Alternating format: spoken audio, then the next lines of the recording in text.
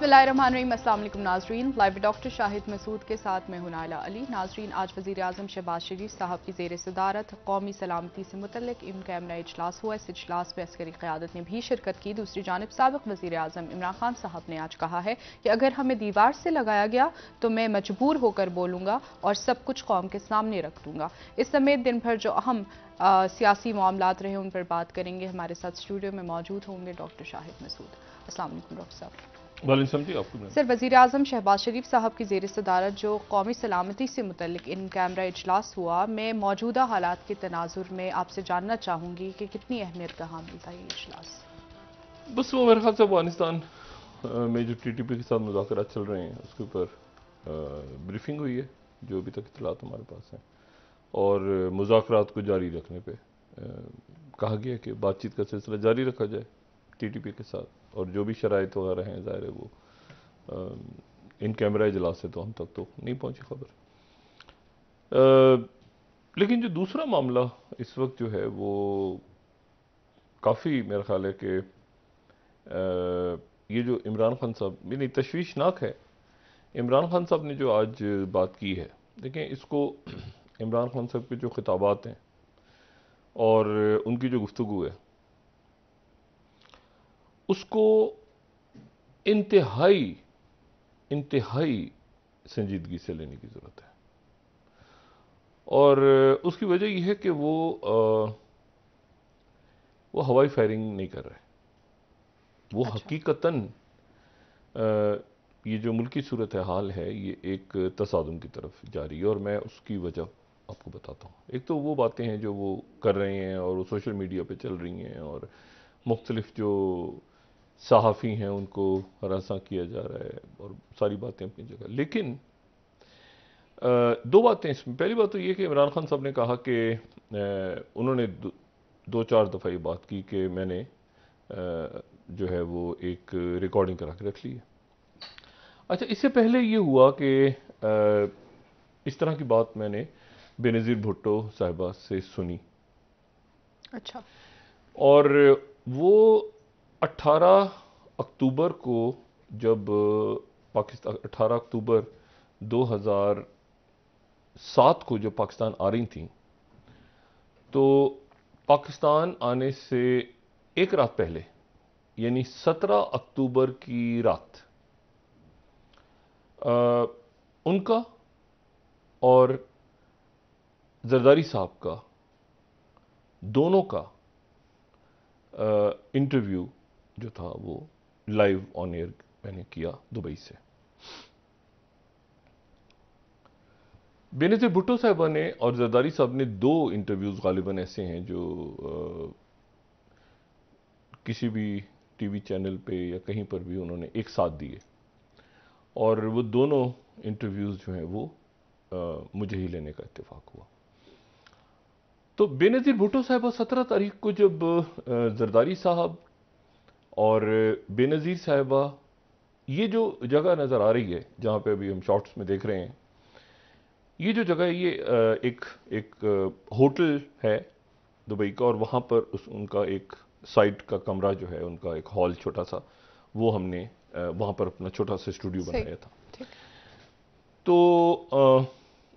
वहाँ पे दोपहर का खाना खाया बेनज़ीर भुट्टो साहबा और जरदारी साहब और बिलावल भुट्टो जरदारी साहब और दोनों साहबजादियाँ लंच पे, मैं और डॉक्टर आसिम और कुछ देर के लिए रहमान मलिक साहब आए, फिर वो चले गए, और फिर उसके बाद ये रिकॉर्डिंग हुई। अच्छा, अब मुझे बखूबी इस बात मतलब ये बिल्कुल कल की बात लगती है। तो बेनज़ीर साहबा वहाँ पे, बेनज़ीर साहबा ने ये बात की। अच्छा, हमें इस बात का, मैं ये बात कह रहा था, और बेनज़ीर भुट्टो साहबा जो थी वो इसको थोड़ा सा यानी आप यूँ समझें कि यानी कोई 50-50 कायल थी इस बात पे। सही, ठीक। लेकिन मैं उनसे ये, अब जाहिर है कि बेनज़ीर ऐलान हो चुके हैं और बड़े इस्तकबाल की तैयारियां सब कुछ, तो बेनज़ीर भुट्टो साहब से मैंने कहा कि जी वो ऐसा है कि अच्छा, उनसे कहें ना कोई बात, कहते वो कहते हैं मुझे डरा रहे हो तुम, मतलब एक ये वाला मसला। तो मैंने बहरहाल ये बात उनसे इंटरव्यू के दौरान उसमें भी और जहाज़ के अंदर भी, चूंकि साथ वाली सीट थी, तो उनसे मैंने कहा कि जी अटैक, मुझे पता नहीं क्यों ये लग रहा है कि आप पे अटैक होने जा रहा है।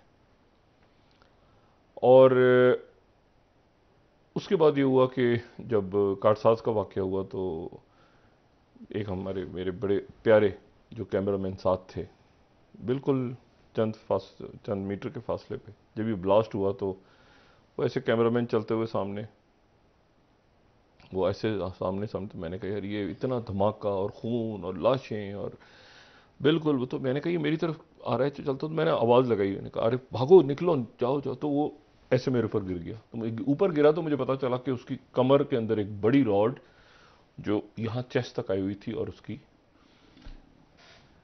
डेथ हो गई। अच्छा एनीवे, मैं जो बात कहने जा रहा हूँ वो ये कि बेनज़ीर भुट्टो साहबा जो हैं उनको अच्छा यूएई की इंटेलिजेंस और, लेकिन लीडर जो होता है ना, फिर बेनज़ीर भुट्टो साहबा एक लीडर थी। बेशक, इसमें कोई आप कुछ भी कर लें, वो पब्लिक से आप उनको दूर नहीं कर सकते। कर मतलब वो एक अजीब सा एक सिलसिला था कि वो मतलब है कि मतलब उनका, जब वो वज़ीर आज़म भी थी तो गाड़ी से उतरी और लोगों से दरख्वास्तें ले रही हैं, एप्लीकेशंस ले रही हैं, ये ले रही हैं, वो ले रही हैं। जब वो वज़ीर आज़म थी तो एक बड़े उनके बहुत करीबी साथी थे, और वो जब वो दोबारा वापस आई मुल्क में तो वो उनको याद करती थी। वो बड़े ज़बरदस्त, उनका नाम था मुनव्वर सोहरवर्दी। पीपल्स पार्टी का मेरा ख्याल है शायद ही कोई शख्स हो, या कोई सियासत में शायद ही ऐसा शख्स हो जो मुनव्वर सोहरवर्दी साहब को ना जानता हो। तो उनका लेकिन इंतकाल पहले हो गया था। तो मुनव्वर सोहरवर्दी साथ होते थे बीबी के हमेशा। एनीवे, मैं सिर्फ ये कह रहा हूं कि बीबी तो वो कारकुनों में, लोगों में, सब में। उसके बाद खैर वो चलता रहा मामला, कारसाज पे हुआ, फिर उसके बाद 27 दिसंबर का सानिया पेश आ गया, और उसके बाद वो बातें सामने, जो बीबी ने आने से पहले कह दिया था, 2-3 लोगों पे उन्होंने इल्ज़ाम आयद किए थे कि इन लोगों से जान का ख़तरा है। वो जो बातें थी वो जो उस लंच पे हुई थी जहाँ जरदारी साहब भी थे, वो चूंकि बिल्कुल ऑफ द रिकॉर्ड बातें थी, तो मैं यहाँ पे नहीं कहना चाह रहा कि जब ये नाम डिस्कस हो रहे थे तो क्या हुआ था। बिलावल भी थे वहाँ पे सारे। लेकिन मैं आपको सिर्फ बताना चाह रहा हूँ कि जो बाज़ दफ़ा ऐसा होता है कि यानी ये तसव्वुर नहीं था किसी को कि बेनज़ीर भुट्टो साहबा जो है वो उनकी शहादत हो जाएगी, और वो कह रही थी कि मेरी जान को ख़तरा है और मैंने नाम। अच्छा, अब इमरान खान साहब जो हैं, इमरान खान साहब की जान को जब ये, अच्छा मैं आपको बताऊं, दिसंबर में जब ये वाक़या हुआ ना, तो हमारा तो चैनल बैन था उस वक्त, मैं जिस चैनल पे था, तो चैनल पे बैन था, तो मैं बस बदकिस्मती है कि वो, यह शायद खुशकिस्मती है कि उस पर कोई कमेंट्री नहीं दे सका, उस पर कमेंट्स नहीं दे सके हम लोग 27 दिसंबर को। लेकिन मैं आपको सिर्फ एक बात ये बताऊं कि इमरान खान साहब की भी जान को खतरा था उस दिन जो अलर्ट था ना, वो ये था कि किसी को हमें एक फीलिंग थी कि इमरान खान साहब या बेनज़ीर भुट्टो, हालांकि इमरान खान साहब उस वक्त बिल्कुल, अब नोट करें कि जब बेनज़ीर भुट्टो साहबा के ऊपर अटैक हुआ तो इमरान खान साहब आपको नज़र, मतलब यहाँ पे कहीं नहीं है, कहीं आपको इमरान खान साहब नज़र नहीं आएंगे। नवाज शरीफ साहब थे, तो इमरान खान साहब जो हैं वो लेकिन इस वक्त जो सूरत हाल है वो ये है कि उस वक्त के हालात, और मुझे नहीं पता खान साहब किसी दौरे पे थे क्या था, लेकिन मैं सिर्फ भी कहना चाह रहा हूँ कि हमारे पास ये इतला थी कि उनको भी खतरा है और बीबी को भी, लेकिन बीबी को जाहिर है कि कहना जो है वो समझाना बड़ा मुश्किल था। एक रात पहले उनसे बात भी की, जो उस वक्त के DGISI थे जनरल नदीम ताज, और उनसे फिर मेरी बाद में उनकी रिटायरमेंट के बाद जब मुलाकातें हुई तो बहुत सी ऑफ द रिकॉर्ड बातें हुई। लेकिन मैं आपको सिर्फ ये बताऊं कि इमरान खान साहब की जान को हकीकतन खतरा है। अच्छा, अब लेकिन इस पूरी सूरत हाल में 2-3 बातें हैं। पहली बात तो ये है कि इसमें कोई थर्ड फोर्स भी आ सकती है ऐसे मौके पे, ठीक है, कोई तीसरी कुव्वत फायदा उठा सकती। दूसरी जो बात है वो मेरे लिए बहुत तशवीशनाक ही है कि सियासी हिद्दत जो है वो बढ़ती जा रही है। यानी अल्लाह ताला दर्जात बुलंद करे, काजी हुसैन अहमद साहब ऐसी शख्सियत थे जो हर तरफ बात करते थे, और उनकी बात, मतलब ऐसे कदावर लोग हैं नहीं। शाह अहमद नूरानी साहब और नवाबजादा नसरुल्लाह खान साहब, यानी ऐसी शख्सियत थी जो इस ऐसे मराहल पे दरमियान में आके, इवन असगर खान साहब, ऐसे लोग जो दरमियान में आके ना, तो उनकी बात सब सुन ले सियासतदान, हाँ कि भाई ये आ गए हैं तो हम इनकी बात सुन। अब चूंकि सोसाइटी में इतनी पोलराइजेशन हो गई है कि अगर आपने सिर्फ इतना कहा कि जी वो ऐसा है कि काजी हुसैन अहमद साहब ने ये बात तो ऐसे की थी और ये बात है, तो वो पूरे जो है ना वो एक पूरा का पूरा वो ऐसे हो जाएगा, लोग डिवाइड हो जाएंगे, लोग डिवाइड हो जाएंगे। यानी कोई भी शख्सियत इस वक्त जो है वो इनके दरमियान मीडिएटर का, यानी मीडिएटर का रोल, ना कोई शख्सियत ना कोई अदारा, ना कोई शख्सियत ना कोई अदारा, इदारे भी नहीं, अदारा इसलिए नहीं कि वो इमरान खान साहब तो कह रहे हैं ना कि अदारों को भी ही तनकीद कर रहे हैं ना वो, तो अच्छा अब इशू ये है, तो अब ऐसी सूरत हाल में मीडिएट कौन? लेकिन डॉक्टर साहब माजी में हमने देखा आज मेरा ख्याल है इमरान खान साहब को कोई एक सफारतकार ने भी मैसेज दिया, लेकिन इमरान खान साहब ने उनकी बात भी नहीं सुनी। अच्छा, तो मैं ज़्यादा जो मेरे पास जो है इतला, मैं क्योंकि ऐसे ही मैं उस पर ज़्यादा कोई कमेंट्स नहीं करना चाह रहा, लेकिन मैं आपको सिर्फ एक बात ये बताऊं कि देखें ये जो पंजाब का इलेक्शन है ना, देखिए दो अजीब बातें हैं, दो अजीब बातें हैं। ग्राउंड पे क्या हो रहा है उसको छोड़ें, ग्राउंड पे अवाम पंजाब के और वहाँ पर टर्न आउट कैसे है और क्या होता है क्या नहीं होता, वो तो देखा जाएगा। एक अजीब बात यह है कि मैंने बात की, मैं अपनी इस पर कोई राय नहीं दे रहा, ना इस वक्त सर्वे बता रहा हूँ ना कुछ बता रहा हूँ, मैं अवाम यहाँ परेड ग्राउंड, मरीम नवाज साहिबा के जलसे, इमरान खान साहब के जलसे, आने वाले दिनों में किस तरह वो, लेकिन अजीब सी बात यह है कि मैंने इमरान खान साहब की जमात से के मरकज़ी रहनुमा से, बहुत मरकज़ी रहनुमाओं से बात की, तो वो कहते हैं कि हमारी अगर पंजाब के अंदर धांधली ना हुई, जो मुनज़्ज़म तरीके से हमें हराने की कोशिश हो रही है और ये हो रहा है और सारे उन्होंने, तो हमारी 17 सीटें तो पक्की हैं, 17-18 सीटें हमारी कहीं हाथ से नहीं गई। मैंने कहा अच्छा, मैंने कहा कह रहे बिल्कुल ये तय है, हमारी 17-18 सीटें हैं पंजाब से। मैंने उसके बाद मुस्लिम लीग नून के जो मरकजी एक रहनुमा, उनके वजीर भी हैं, उनसे बात की। वो मुझे कहते हैं कि डॉक्टर साहब ये आप मीडिया को और सोशल मीडिया को छोड़ दें, ग्राउंड पे तो इनकी मुश्किल से, अगर बहुत मुश्किल, बहुत इन्होंने सर धड़ की बाजी लगा दी तो इनकी कोई 2.5-3 सीटें निकलती हैं। मैंने कहा क्या? कहते हैं इनकी 3 से ज्यादा सीटें नहीं है पीटीआई की। मैंने कहा 3 सीटें? कहते हैं हाँ 3-4 हो जाएंगी ज्यादा ज्यादा, बहुत लोग निकल आए इनके, बहुत ज्यादा तो 5 हो जाएंगी, इससे ज्यादा तो नहीं है। अब वो भी कॉन्फिडेंस से बोल रहे हैं, क्या बात कह रहे हैं आपने मरीम नवाज साहिबा के मीडिया तो इस वक्त जो है वो इस तरह से हुआ है, ये तो एक सियासी दावे हैं ना, लेकिन नहीं, मैं आपको सिर्फ मैं आपको ये बता रहा हूं कि इलेक्शन के नताइज में, इलेक्शन में एक तसादुम है, तसादुम तो है। यानी अगर वो इलेक्शन में इमरान खान साहब जो हैं वो ये बात बार बार कह रहे हैं कि इलेक्शन में धांधली हो रही है, इलेक्शंस के अंदर जो है वो हमें मतलब पैसा चलाया जा रहा है, वहां पर जो है वो इलेक्शन कमीशन ये कर रहा है इलेक्शन, तो इमरान खान साहब का बिल्कुल उनका ये जहन है कि अगर ये हमें हराने की कोशिश ना की गई मुनज़्ज़म तरीके से तो ये सीटें मेरी हैं सारी।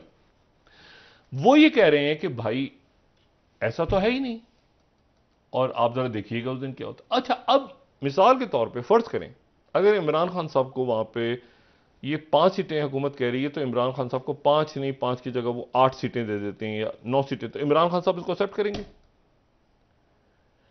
और अगर, क्योंकि यहां पर वो कहते हैं ना कि वो यानी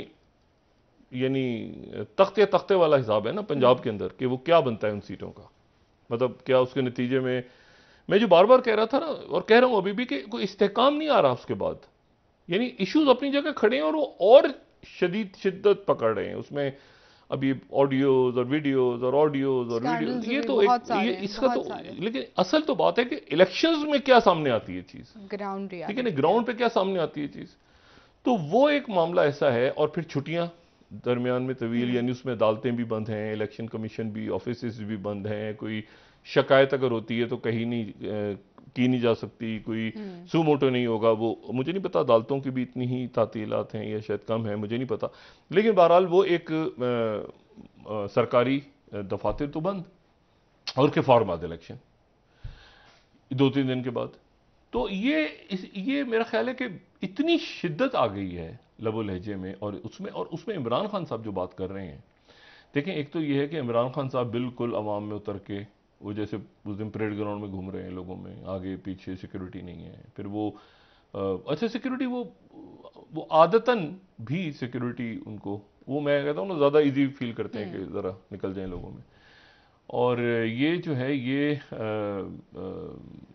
मतलब वो अच्छा भी नहीं लगता कि जी लोग हैं सारे, तो अब गाड़ी के अंदर ही बंद हैं, और बस तो वो उस दिन वहाँ पहुँच गए थे, जो बड़ा सिक्योरिटी रिस्क था। तो अब पंजाब में जलसे शुरू हो रहे हैं, अभी मरीम नवाज साहबा के और जलसे हैं, और फिर उसके बाद इमरान खान साहब ने तमाम लाहौर में जलसे करने हैं अभी आने वाले दिनों में, और उन जलसों के नतीजे में, और मरीम नवाज साहबा भी कर रही होंगी और इमरान खान साहब भी कर रहे होंगे। तो आप सोचें कि ये पंजाब का एक माहौल कहां तक उसमें शिद्दत आती है। मेरी तो ये दुआ है कि ये कहीं आपस में, या तो अयाज सादिक साहब जो हैं, वो चूंकि इमरान खान साहब के क्लास फेलो भी रहे हैं, तो वो कोई रोल प्ले कर सकते थे, लेकिन वो भी शायद अब इस पोजीशन में नहीं है कि वो, इतनी ज़्यादा इस वक्त हीट है और शिद्दत है और पोलराइजेशन है कि उसमें अगर इंतखाबी नताइज में थोड़ी सी भी ऊपर नीचे होते हैं या इल्ज़ाम लगाती है कोई पार्टी, तो उसके नतीजे में मामला ख़राब हो सकते हैं पंजाब के अंदर। और इमरान खान साहब जो बात कह रहे हैं बार बार कि मुझे दीवार से ना लगाया जाए, दीवार से ना लगाया जाए, तो इनके लोग जो आला इनकी जो क़यादत है, वो भी यही बात बहुत से लोग कर रहे हैं कि इमरान खान को दीवार से लगाया तो फिर आपको पता है खान क्या करेगा। मैंने कहा क्या करेगा, कहते हैं आप देखिएगा। बहरहाल तो ये शिद्दत जो है ये बढ़ती नजर आ रही है। अच्छा, अब इस तमाम सियासी सूरत हाल का जो पाकिस्तान के अवाम है, एक तो ज़ाहिर उन पर असर पड़ने जा रहा है, क्योंकि अगर आपकी सियासी अदम इस्तेकाम मजीद ख़राब हो रहा है और वो तशद्दुद की तरफ जा सकता है खुदा न खास्ता, तो फिर जो है वो अल्लाह ना करे कि ऐसा हो, लेकिन अभी तक जो आज की भी उनकी स्पीच इमरान खान साहब की और जो वैसी गुफ्तगू उनसे हो रही है उनके लोगों से, तो उससे वो अंदाज़ा हो रहा है कि ज़रा सा भी नताइज के अंदर अगर इमरान खान साहब कहते हैं कि गड़बड़ हुई, तो फिर वो मामला ख़राब होगा। अच्छा, और हुकूमत अफोर्ड नहीं कर सकती कि पंजाब में इलेक्शन हारे, पंजाब के अंदर वो इलेक्शन हारे। अच्छा, दरमियान में तहरीक लब्बैक भी है जो इलेक्शन में हिस्सा ले रही है, ये ध्यान में रखें। तहरीक लब्बैक पाकिस्तान हिस्सा ले रही है दरमियान में जी, उनके आप बिल्कुल नजरअंदाज ना करें कि उनके कोई उनका बहुत बड़ा वोट बैंक है, तो वो भी है, और तकरीबन तमाम नशिस्तों से खड़े हैं उनके उम्मीदवार। तो ये अब किस तरह से होता है पंजाब में, ये देखना है। अच्छा, 2-3 बातें ज़रा मैं आपसे कहूँ, क्योंकि ये बराह रास्त हमें ये कहते हैं ना, दुनिया किसी तरफ चल पड़ी है, किस तरफ चली है ये नहीं मैं कहना चाह रहा अभी कुछ बात, लेकिन दुनिया एक ख़ास तरफ चल पड़ी है, ठीक है, तमाम दुनिया। और उसमें आज जो बड़ी अजीब सी बात है, यूरो करेंसी, बड़ी करेंसी, ठीक है ना। 1992 में यूरोप ने डिसाइड किया कि जी हम जो है वो यूरो को लेकर आते हैं। फिर 95 में मैड्रिड के अंदर इन्होंने ये लफ्ज़ यूरो जो था ये मैड्रिड में आया। जिन मुल्कों में, ये 19 मुल्क हैं, तो 19 मुल्कों में, जिन मुल्कों में ये यूरो करेंसी अप्लाई होती है, यानी वो सारे यूरोप के अंदर नहीं है। एक तो यूरोपीय यूनियन है, एक नेटो है, एक अलग लफ्ज़ इस्तेमाल होता है जो कि यूरो जोन है। अच्छा, यूरो जोन में 19 मुल्क हैं, और उसमें अगर हम यहाँ पे यूरो जोन को देख सकें, तो यूरो जोन के अंदर हमें जर्मनी, फ्रांस, इटली, स्पेन, ठीक है ना, नीदरलैंड्स, बेल्जियम, ये मुल्क जो हमें यूरो जोन के मुल्क जो हमें जो ब्लू कलर में है, ब्लू, ठीक है, ब्लू कलर, इसको थोड़ा बड़ा करेंगे प्लीज, जो हाँ इसी को ठीक है, इसी को, तो यहां पर आप जो स्काई ब्लू, ठीक है, जो स्काई ब्लू या ग्रे कहते हैं, तो ये जो है ये यूरो जोन है। ये यूरो जोन के अंदर जो है वो यूरो चलती है करेंसी, सही, इनकी प्राइमरी करेंसी यूरो है, ठीक है, यूरो ही चलती है। अच्छा, और इसके अलावा जो है बाकी मुल्क उनमें अपनी अपनी करेंसीज भी हैं और ये भी। और यूरो जो है ये जब खड़ा हुआ यूरो तो ज़ाहिर है यूरोप की तिजारत जो है वो अमेरिका से बहुत ज़्यादा, पूरी दुनिया में यूरोपीय यूनियन और ये और सब। तो एक ख़ास जगह पे जाके एक करेंसीज की जो लड़ाई हो रही थी चाइना के उभरने से पहले, चाइना के उभरने से पहले, और चाइना भी अभी जाहिर है कि वो डॉलर को वो मात तो दे सकता है फ्यूचर में, लेकिन अभी तक उसकी करेंसी एक आलमी करेंसी के तौर पे उभर के सामने नहीं आई। लेकिन कहीं ना कहीं जाके इनका टकराव होगा। लेकिन डॉलर यूरो का टकराव हो गया शुरू, और एक बड़ी खामोश किस्म की लड़ाई शुरू हुई डॉलर और यूरो के दरमियान। क्योंकि यूरो जो है, क्योंकि यूरोप के साथ जो तिजारत थी मुल्कों की वो अमेरिका से बहुत ज़्यादा, आबादी भी बहुत, मुल्क भी बहुत। और ये रोमन एम्पायर के ख़त्म होने के बाद पहली मर्तबा ऐसा हुआ कि यूरोप के अंदर एक करेंसी आई। वरना यूरोप के अंदर कभी भी आप मतलब फॉल ऑफ रोमन एम्पायर के बाद कभी कोई एक करेंसी नहीं चली वहाँ, लेकिन एक करेंसी इतने बड़े इलाके में चल रही हो। तो ये मामला डॉलर यूरो चलता रहा। अच्छा, अब जो है वो ब्लूमबर्ग ये कह रहा है यूरोप जो है वो इस वक्त शदीद बहरान का शिकार है। मैं तो ये कहूँगा कि शायद दूसरी जंग अजीम के बाद ऐसे हालात यूरोप के अंदर हैं कि शायद पहले नहीं थे। ये 2008 के क्राइसिस में भी नहीं थे, ठीक है, जो माशी क्राइसिस था। और ब्लूमबर्ग जो पहली खबर है वो ये ब्लूमबर्ग बता रहा है कि 20 सालों के बाद सबसे ज्यादा यूरो गिर गया नीचे। ठीक यूरो है जी, ठीक। 2002 के बाद सबसे ज्यादा गिरा है। आज उसकी जो यूरो की कीमत है, हम तो कहते हैं ना रुपए के मुकाबले में डॉलर, तो रुपए के मुकाबले यूरो गिर गया है डॉलर के सामने। सही। तो ये बड़ी इंपॉर्टेंट डेवलपमेंट है कि यूरो जो है वो गिर गया है। अच्छा, अब यूरो क्यों गिरा है, ठीक है, 2-3-4 बातें हम उस पर डिस्कस करें। एक तो यूक्रेन की जंग जो है ये इसने सबसे ज्यादा अगर पूरी दुनिया में किसी एक खित्ते को मुतासर कर दिया है, हिला के रख दिया है, तो वो यूरोप है। और यूरोप के अंदर मैं इंक्लूड कर रहा हूं ब्रेग्जिट के बावजूद यूनाइटेड किंगडम को भी, बरतानिया को भी इंक्लूड कर लें उसमें। तो एक तो मेरे लिए ये खबर बड़ी अजीब सी है। दूसरी बात यह है कि 10 तारीख से 10 जुलाई से नॉर्थ स्ट्रीम 1 2 नहीं, नॉर्थ स्ट्रीम 1 जो पहले बनी थी पाइपलाइन, और जिस पाइपलाइन के जरिए जर्मन्स को गैस आती थी और गैस आती रही। अभी तो नॉर्थ स्ट्रीम 2 बन रही थी ना, जिसका सर्टिफिकेट रुक गया था यूक्रेन की जंग की वजह से, लेकिन नॉर्थ स्ट्रीम 1 तो हमेशा चलती रही। तो नॉर्थ स्ट्रीम 1 जो है उससे यूरोप रशिया ने सप्लाई कम कर दी, लेकिन बंद नहीं की। तो जर्मनी चलता रहा, मतलब जर्मनी की उन्होंने आपको मतलब कोई 40% के करीब छोड़ दी, कुछ 60% कहते हैं उन्होंने गैस कम कर दी जर्मनी की। लेकिन जर्मनी को उन्होंने गैस बंद नहीं हुई, जिसकी वजह से जो बात की गई कि उनको तो $100 अरब डॉलर का फायदा हुआ है रशिया को जंग के बाद। ये बातें आई सामने, लेकिन आप अफोर्ड ही नहीं कर सकते, यूरोप अफोर्ड ही नहीं कर सकता। अच्छा, ये गैस की दुनिया है, ये गैस की बात हो रही है, ठीक है, गैस की बात। अच्छा, अब ब्लूमबर्ग की स्टोरी दूसरी क्या है कि जर्मनी 10 तारीख से उनकी नॉर्थ स्ट्रीम 2 की रिपेयरिंग का काम शुरू हो रहा है। सॉरी, नॉर्थ स्ट्रीम 1 का, 2 तो अभी शुरू ही नहीं हुई थी ना। तो 1 जो जर्मनी को गैस ला रही थी उसको मुरम्मत के लिए बंद कर रहे हैं रशियंस, और जर्मनी को इस बात का डर है कि कहीं वो हो सकता है दोबारा खुले ही ना। अच्छा, तो ब्लूमबर्ग की दूसरी स्टोरी यह है कि जर्मनी फियर्स कि रशिया को permanently close main gas pipeline. अच्छा जी, अच्छा, अब यहां पर ये अच्छा गैस है, गैस जो है आज की 70 की दिहाई में जो तेल था वो 2022 के अंदर वो गैस है, एलएनजी है। उस वक्त जो तेल के लिए लड़ाई थी वो आज एलएनजी के लिए, गैस के लिए, ठीक है, या उतनी ही है या उससे आगे पीछे। तो क्योंकि लोग क्लाइमेट चेंज और उससे कोयले से चले गए, शिफ्ट कर लिया, कोई न्यूक्लियर पे चले गए, कोई जो है एलएनजी पे चले गए, इस पे शिफ्ट हुआ एनर्जी की।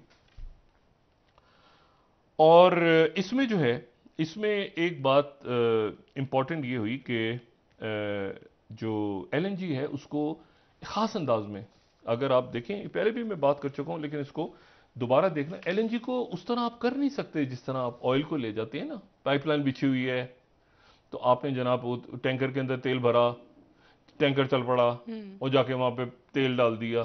ऐसे नहीं है एलएनजी। एलएनजी है लिक्विफाइड नेचुरल गैस, ठीक है। तो जब आप इसको कहीं से, इसकी सप्लाई चेन अगर सादा से अंदाज में देखें तो पहले तो ये निकलेगी एक जगह से, फिर इसको -162 के ऊपर इसको कंप्रेस करके माया बनाया जाएगा। ये पानी की शक्ल इख्तियार करेगी, यानी माया, पानी नहीं, सॉरी माजरत, माया, ठीक है, लिक्विड। और फिर लिक्विड की शक्ल में ये इसको जरा बड़ा करेंगे प्लीज। तो इसको अगर हम देखें तो पहले रेफ्रिजरेशन हो रही है, यानी बहुत ठंडे टेम्परेचर में इसको माया बनाया जा रहा है, फिर ये ट्रांसपोर्ट हो रही है, और फिर ये ट्रांसपोर्ट होकर जब आगे पहुंच गई तो फिर रीगैसिफिकेशन हो रही है, नंबर 4। फिर दोबारा ये माये से गैस में कन्वर्ट होके और फिर ये कंज्यूमर तक जा रही है। यानी इसकी जो ट्रांसपोर्ट है वो लिक्विड फॉर्म में होती है, माया के फॉर्म में, जी, ठीक है। लेकिन जब ये पहुंचती है आगे तो ये जो है ये दोबारा से ये गैस है, ठीक है। लेकिन इसकी ट्रांसपोर्ट जो है वो लिक्विड फॉर्म में होती है। और वही खतरा और टेम्परेचर और टैंकर्स के ऊपर बहुत बड़ा बड़ा कि जी बहुत खतरनाक, बहुत एक खास अंदाज में इसको किया जाता है। और खास रेफ्रिजरेशन आपको चाहिए, ट्रांसपोर्ट के तरीके चाहिए, टर्मिनल्स का जो लफ्ज होता है, एलएनजी टर्मिनल, तो टर्मिनल पे ये काम होता है ना, टर्मिनल्स के ऊपर वो दोबारा लिक्विड से गैस, फिर आगे ट्रांसपोर्ट। तो इसका एलएनजी का एक अलग है, गैस का बिल्कुल अलग सिस्टम है। जो ऑयल की डिस्ट्रीब्यूशन है उसे गैस को अलग करें। सही। और गैस की प्राइस, अब यानी गैस कतर, जहां गैस है जिन मुल्कों में, तो गैस बड़ी इंपॉर्टेंस, बहुत इंपॉर्टेंस इख्तियार कर गई। ये रशिया का सारा खेल ही गैस पे हो रहा है ना। अच्छा, यूरोप जो है वो गैस पे आया हुआ है, ऑयल से ज्यादा गैस पे आया हुआ है। तो गैस की, अच्छा दूसरी चीज ये हो गई। अब उसके नतीजे में क्या हुआ है कि 700% जंग जब से शुरू हुई है 700 गुना गैस की कीमत यूरोप में बढ़ गई है। 700 गुना। Bloomberg 4, natural gas source 700% becoming driving force in new cold war में गैस इंपॉर्टेंट हो गई है। नई सर्द जंग में gas is the oil of 70s। ठीक है।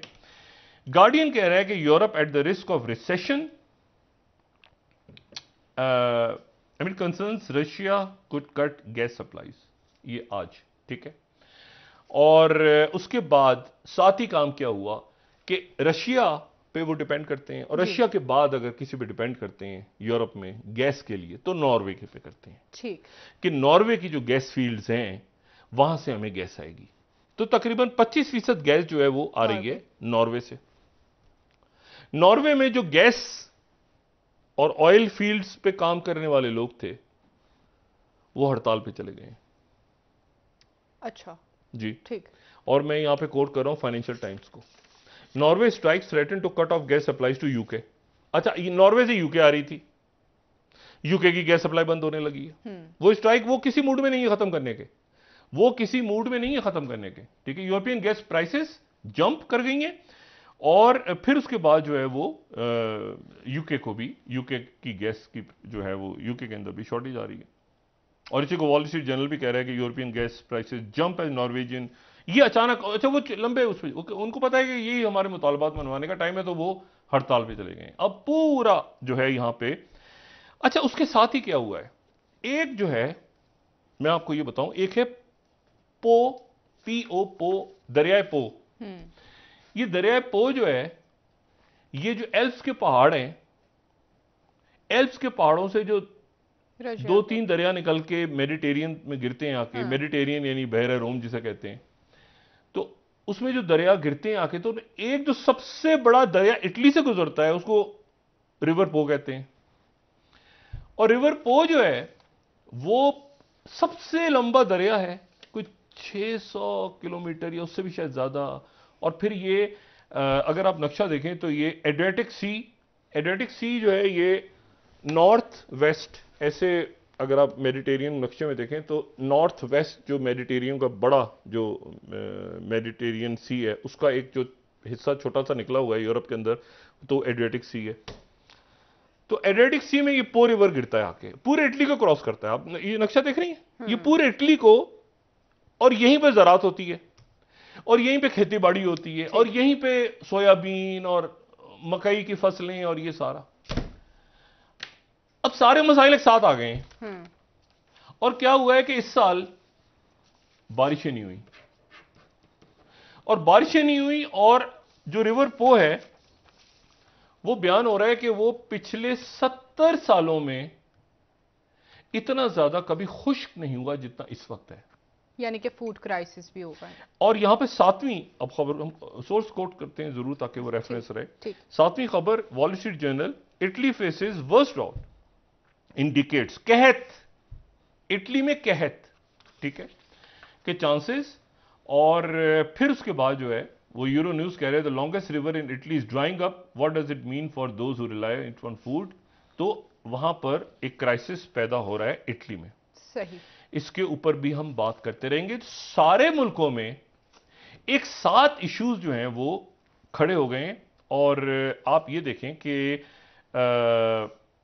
अब इसका जो हल है, अच्छा, न्यू स्टेट्समैन बड़ा एक फॉरेन पॉलिसी के ऊपर एक जरीदा है, उसकी मैं सिर्फ हेडलाइन उसकी जो टाइटल है वो देखिए, स्टोरी दिखा के, New Statesman, why Britain is once again the sick man of Europe.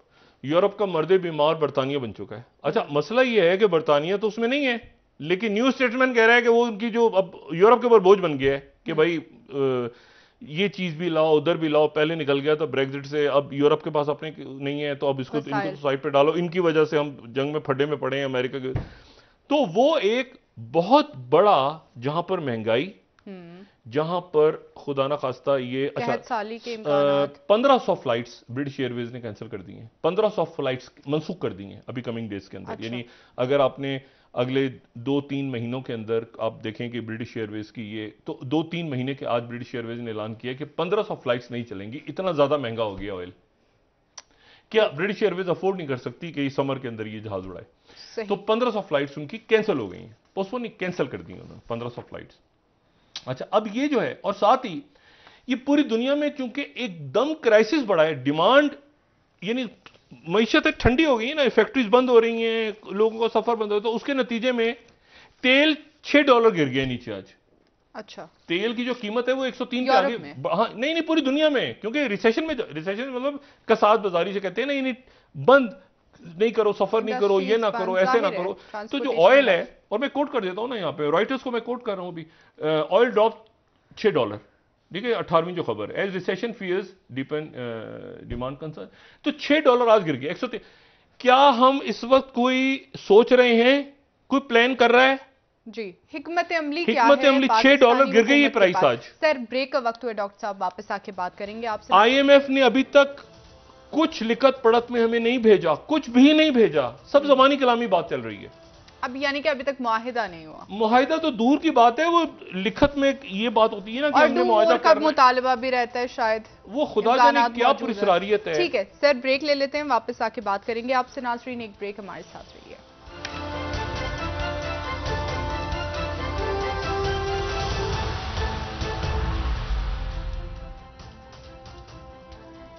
Welcome back नाज़रीन। जी डॉक्टर साहब, मुख्तलिफ ममालिक में जो इस वक्त बहरान है उस पर बात कर रहे थे, पाकिस्तान क्या तैयार है? मैं सिर्फ एक बात कह के यहाँ पे जरा खत्म करता हूँ कि अगर ये दुनिया ऐसे ही रही, अगर बिल्कुल काम रुक गया और बंद हो गई सारा, तो जो सिटी ग्रुप है उसने ब्लूमबर्ग में आज कहा है कि ऑयल कोलैप्स हो सकता है पूरी दुनिया में। ये 19th न्यूज़ है हमारी। $65 इस साल के आखिर तक, $65, 65, यानी डॉलर की मांग ही खत्म हो जाएगी पूरी दुनिया में। पूरी दुनिया रुक जाएगी, काम बंद हो जाएगा, फैक्ट्रीज बंद हो जाएगी, और ऑयल की कीमत, ऑयल किसी को चाहिए ही नहीं होगा, लोग कहेंगे जाओ बगैर ऑयल के। तो ऑयल की कीमत जो है वो $65 तक जा सकती है, ब्लूमबर्ग कोट कर रहा हूं। दूसरी बात यह है कि तैयब उर्दोगन ईरान आ रहे हैं।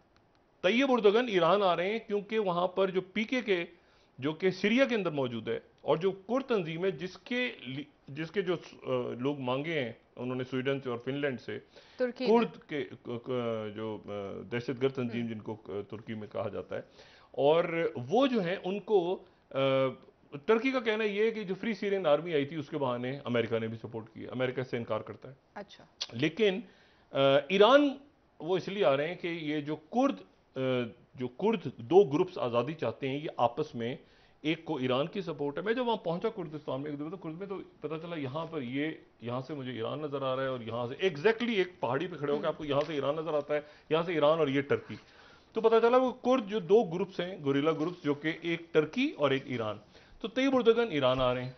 बाइडन का जो दौरा होने जा रहा है, ये एक ठुस किस्म का दौरा, मुझे नहीं पता इस दौरे में क्या होगा, क्योंकि वहां पर सऊदी अरब का दौरा है, सऊदी अरेबिया और इसराइल जाएंगे ना पहले, और इसराइल जाके उन्होंने महमूद अब्बास से मिलना है, और महमूद अब्बास से मिलना है उन्होंने, और महमूद अब्बास यानी फलस्तीनी इलाकों का भी दौरा करना है। ठीक है। और वहां पर वो ये कह रहे, उन्होंने आज ये कह दिया कि जी वो जो बुलेट है, ये जेरूशलम पोस्ट कह रहा है कि रॉन्ग बुलेट में भी टेस्ट, जी वो जो अबू आखिला की जो गोली लगी थी, तो उसमें गलत बुलेट टेस्ट हो गई। जेरूशलम पोस्ट कह रहा है ये 21 मतलब वो ये मामला खत्म नहीं हो रहा, ठीक है, ये मामला खत्म नहीं हो रहा।